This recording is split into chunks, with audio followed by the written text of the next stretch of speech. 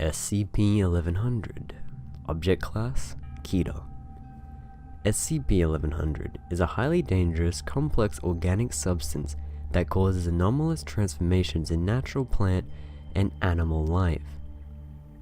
Despite being composed primarily of heavy proteins, and SCP-1100 will spontaneously vaporize into aerosol form, and can also be transmitted by direct contact with infected subjects, pollen, dander, or other excretions. Infected plant and animal subjects will transform over the course of 24 hours, which includes but is not limited to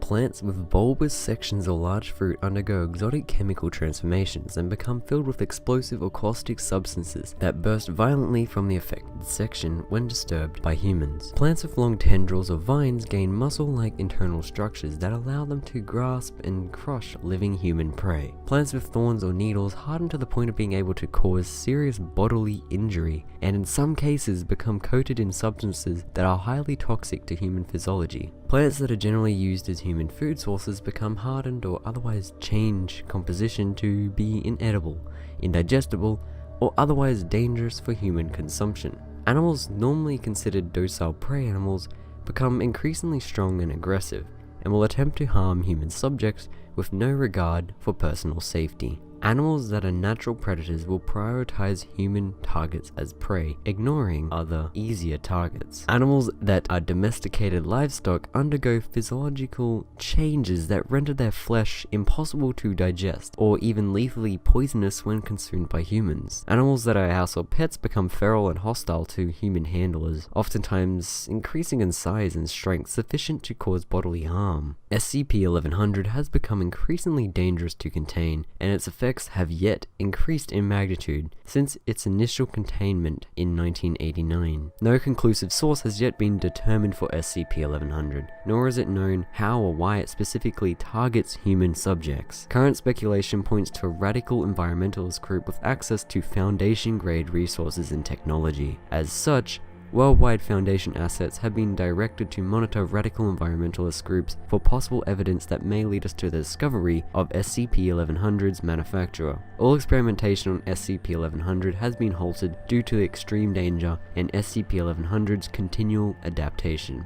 A single sample of SCP-1100 is stored in a triple redundant, hermetically sealed container, which is to be stored in an evacuated, reinforced containment chamber at Site. The container must be checked daily for deterioration.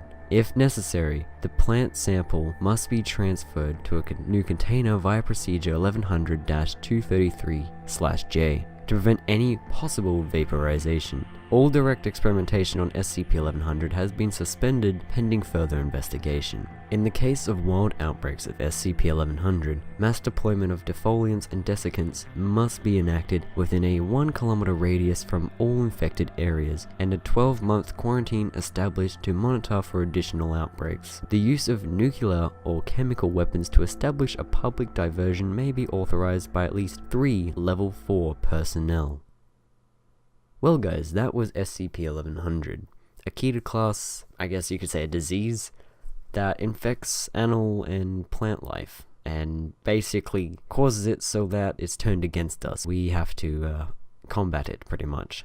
It's kind of scary if you think about it, like, if this was to be a real disease, or like if it was to be an outbreak, it'd be kind of scary. We'd have no food on the planet, pretty much, so we'd all be starving to death. Kind of scary to think that. So that is SCP-1100.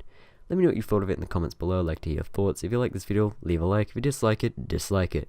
Subscribe, support this channel, and if you do, hit the bell to get notified. Share this video around to give your friends a bit of a scare, and join my Discord if you like. You can talk to me and many others, as well as enter giveaways I do from time to time. But, as always, thank you so much for watching.